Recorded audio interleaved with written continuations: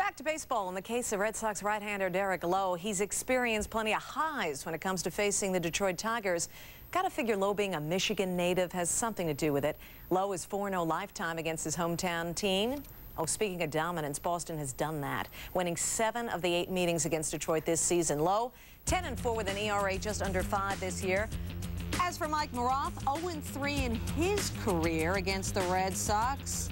And there it is in writing to prove I'm not making it up.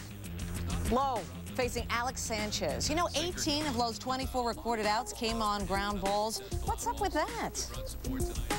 Mechanically, you know, the best I've felt in a long time. I went back to, you know, the exact way mechanically I pitched last year. Why it's taking me this long, I don't know. Bottom 4, 1-0 Boston. Maroth pitching to Kevin Millar. He's built for this. Number 17 over the Green Monster. That goes. Red Sox go up 2-0. Next batter, Jason Varitek. Speaking of 17 homers, Varitek hits his 17th back-to-back jacks for the Red Sox. It's 3-0. It's 5-3. 2 out, a man on. Bill Miller. You know where that's going. 2-run blast. Red Sox are up 7-3. What about Maroth? Just 5 2/3. 10 hits allowed, 7 earned runs, and still has never beaten the Red Sox. Hayes took the series opener from the Royals. Top first, no score. Billy McMillan, bang.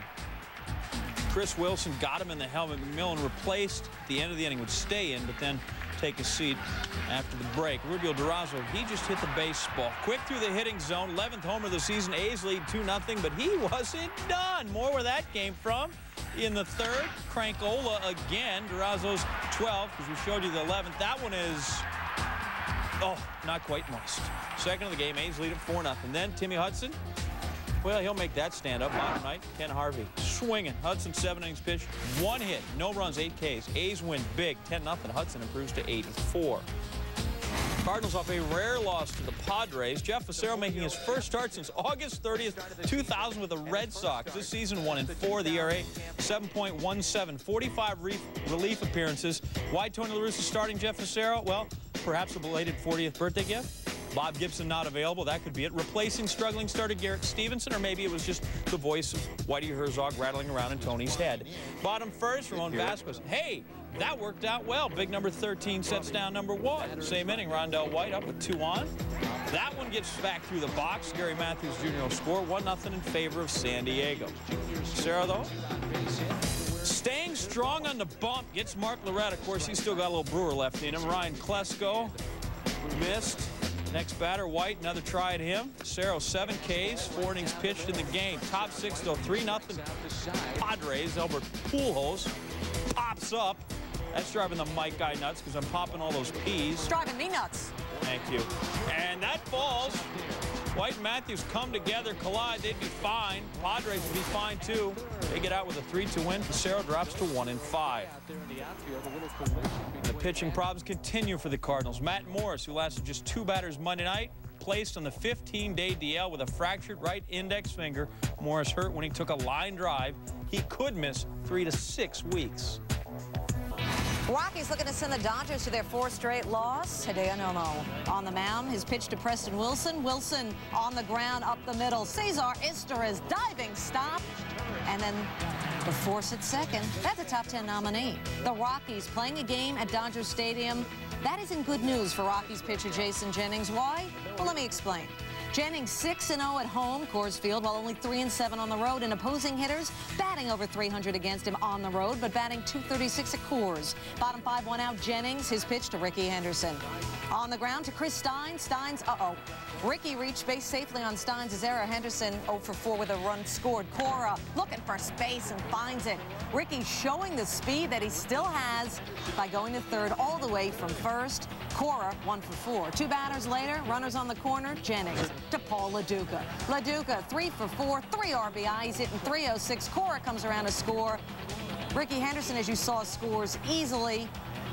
Cora beat the throw. And no kidding, Dodgers up by 3. It was 4-2, though, Dodgers in the 8th. Jeremy Burnitz with runners on the corners. Burnitz 2 for 3 and RBIs hitting .278. And the Dodgers stop that skid, win 5-2. Still 10 games left head-to-head. Schilling going up against Barry Bonds. He struck Bonds out 11 times in his career. Bonds has hit 8 home runs against Schilling, the most of any player. So we've got ourselves a matchup, and in the first, we check it out. No score, 2 on, 1 out. Inside, strike 1, and that one's a ball, 1-1, and then Bonds. He's swinging at that one. A little single, drives in JT Snow. 1-0 in favor of the Gents. Yeah, ball gets by Chad Muller. We'll call it 1-0 in favor of the home team. Third inning, same 2 again. Bonds at the dish, 60 feet, 6 inches away is Schilling. Base is empty. Oh, good height, but not really that far. So round 2 goes to Schilling. And they meet again in the 5th frame. 1 out, 1 on, 2-1 Giants. Starts out high, ball 1. Bonds swings through some heat there. Missing high. 2-1. Breaking ball missing away. Bonds, oh, not quite on top of that. Full count. Called strike 3, and then strike him out and throw him out. Still 2-1 Giants. Bottom 7 now. 2 out, 2 on. How would Schilling fare against Marquise Grissom? Nicked him, going the other way, right with the pitch. Good piece of hitting there, Andres Galarraga. The big cat is chugging home. Look at that. Like cats, they slide right on their feet. 3-1 Giants. Schilling is not pleased. After an intentional walk to Bonds to load the bases, Schilling gets Jose Cruz Jr. 7 innings pitched, 9 hits, 3 earned runs, a walk, 7 Ks. Top 9, 2 outs. Tim Worrell to close it. Craig Counsell obliges. A little something over to second to first. 3-1 Giants win. Peter Gammons on the Giants' remarkable first 100 games. Twins, Minnesota perfect since the break. 5-0. Brett Boone, not so perfect. Perhaps the curse of the home run derby. Remember this? Boone swinging and missing. 0 home runs in the derby. Don't it? Nada. Nothing. Bagel. Let me give you the numbers before the All-Star break. 313, 24 homers, 76 RBIs. That's All-Star caliber. But since the break, 118, no homers, no ribs. Hey, those are be glad you have a job numbers. Oh, well, Twins 7-4 in the 5th, and there you go. Little oil in the swing. Good stroke.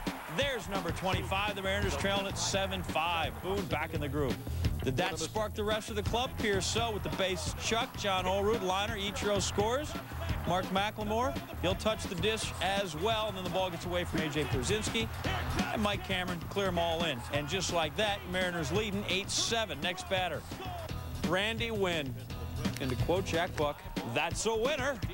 2-run shot, number 4 for Wynn. Into the peoples out there. Joe Mays can't believe it. 2/3 of an inning, 5 earned runs. Mariners win it. Come from behind. Very well aware. Angels down 1-0. Joe Kennedy, hits David Eckstein with a pitch. Take another look. Check out the arrow on Eckstein's back foot. It's close to out of the batter's box. And then check out the arrow on Eckstein's front foot. It's out in front of home plate, out of the batter's box. The home plate ump awards Eckstein, who leads the AL in being hit by pitches, first base. Garrett Anderson. What can you say about this man other than he's got some skills? 85 RBIs. That goes over the head of Rocco Baldelli. Eckstein would score to tie the game at 1. Angels were up 2-1, 1 on, 2 out in the 8th when this happens. Tim Salmon gets his bat on it. It's a bit of a flare. It drops. Darren Erstad would score. Salmon 1 for 3, 2 RBI, and the Angels stop their losing streak and win 3-1. And take out Texas. 7-5 Orioles. Jay Gibbons facing Ron Mahay. Gibbons, for the love of cookie dough. I just felt like that, saying for the love of cookie dough. I don't get the connection. Really doesn't mean much, except cookie dough is good and everybody loves it. For Michael Young, that one's deep, but is it deep enough? Jeff Conine says, no way, I'm all over this, and that's a top 10 nominee. Take another look at what Conine does. Perfect timing. He also went 1 for 3 with 2 RBI in a 12-6 Orioles victory. Steel City, Pittsburgh sending outfielder Kenny Lofton and third baseman Aramis Ramirez to the Cubs for shortstop Jose Hernandez and 2 minor leaguers. Earlier in the day, the Pirates shipped lefty Scott Sauerbeck to the Red Sox in a 4-player deal. As for Lofton, he replaces the injured Corey Patterson in center for the Cubs. Lofton hitting .277 with 9 homers, 26 ribbies, 18 steals. He also brings playoff experience to a Cubs team that hasn't seen the postseason since '98. The Cubs' new third baseman is Ramirez. He's hitting .280 with 12 homers and a team-high 67 RBIs. He's 2 years removed from posting career highs in home runs and RBIs. And Sauerbeck heads to Boston, making a good bullpen that much better, according to Red Sox GM Theo Epstein. Sauerbeck could especially help against the Yankees in that lefty lineup. The team Boston continues to chase, of course, in the AL East. Now, as for the Pirates, Jose Hernandez, who leads the NL in strikeouts, is expected to move from short to third. As a Red Sox, Brandon Lyon converted 9 of 11 save chances. Also coming to Pittsburgh, minor leaguers Anastasio Martinez and Matt Bruback, plus one to be named later. Right now, we get Peter Gammons' take. Well, we all know the Pirates are trying to downsize. They've given up trying to finish at 500 with an oversized payroll. So now they started to move. They moved Mike Williams. They moved Scott Sauerbeck. This deal is a really interesting one for the Cubs. They needed offense in center field because they didn't have Corey Patterson. Lofton is proven to be a winner. Every single year he gets into pennant races and does it. Aramis Ramirez, they were reluctant to take as he makes over $6 million next year. But the Pirates have put the money in to try to help them fray the cost. I mean, he's a good offensive third baseman, especially when he's motivated. This is a pennant race. Should be a good spot for him. This is a big night for the Cubs. Peter, thanks. Astros in Pittsburgh. Brian Giles also on the trading block. He could be the next to go. Bottom three Astros up 2-0. Kenny Lofton.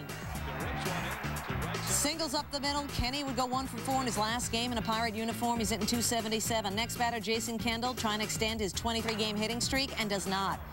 To double play, Kendall finished 0 for 4. That streak over. Bottom 4, still 2-0 Astros. Craig Wilson up. Wilson shot to third. Morgan Ensberg, great barehanded play to get Wilson. You need to see this again. Of course, it's a top 10 nominee. Here's why. The bull taking a nasty hop, almost hit Ensberg in the face. He's able to recover, grab it barehanded, and make the out. And then again, Ensberg again, diving catch. 2 great plays for Morgan, who also homered.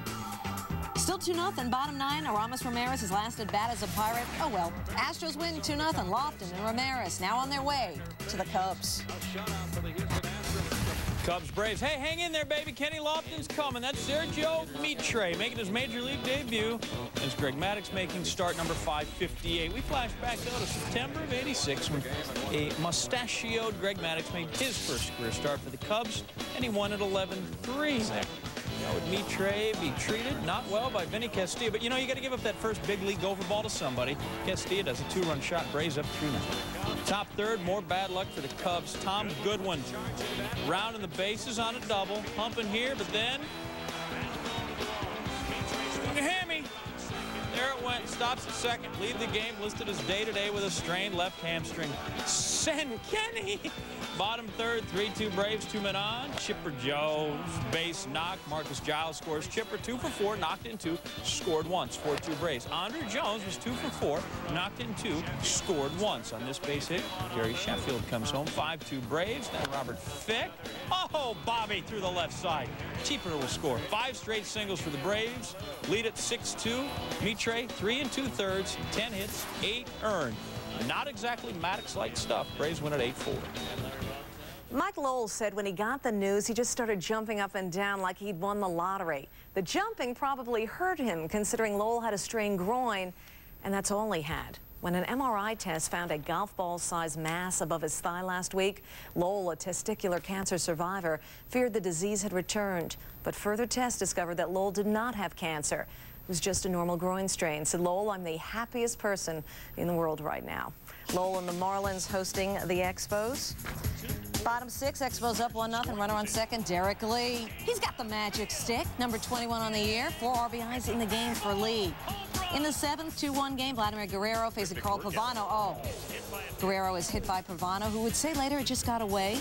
Tomaoka, his first pitch goes inside to Pudge, and then he hits. Oka said it was an accident. Both benches were warned cooler heads would prevail. Top of the 9th, 9-1 Marlins. Pavano facing Will Cordero. No contest. Pavano, a 4-hitter, his 3rd complete game of his career, a 9-1 romp. Took over an hour to play the first inning. Now he's blowing bubbles, actually. Jason Phillips off of Mike Williams. Jose Reyes would score. He scored twice, by the way. Phillips 1 for 3, 2 RBIs, hitting .319. John Franco coming in to close the game in the 9th. Let's flash back all the way to Monday. Franco in to close against the Phils. Jason Michaels, the grounded to third. Gets the force at second to end the game. For Franco, his first save in 2 years. Back to Tuesday. 1 on, 2 out. Jim Thome, he couldn't care less about John Franco. 2 for 5, 270. That goes off the wall. Marlon Byrd scores. I mean, personally, they could be buddies. Talking about, you know, the thing I just said. Right. Phillies within 2. Next batter, Bobby Abreu. Yeah, Abreu. That's a single, opposite way. Pierce, 2 he for could 4. care less, too. Yeah, 2 for 4 for Abreu. Tomey stops at third. Franco is done. Save, forget about it, not this time. He gave up 3 hits and a run. Franco, not thrilled. Not thrilled with his glove either. Dan Wheeler into pitch.